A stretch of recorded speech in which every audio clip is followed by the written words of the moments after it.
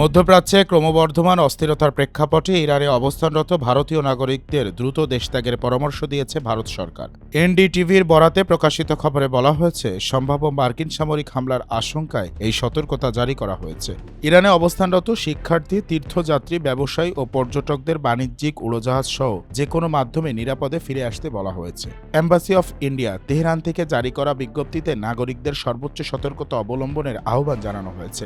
বিক্ষোভ বা সমাবেশস্থল এড়িয়ে চলা, স্থানীয় সংবাদ মাধ্যমে নজর রাখা এবং দূতাবাসের সঙ্গে নিয়মিত যোগাযোগ রাখার নির্দেশ দেওয়া হয়েছে। পাসপোর্ট ও প্রয়োজনীয় কাগজপত্র সবসময় হাতের কাছে রাখার কথাও উল্লেখ করা হয়েছে।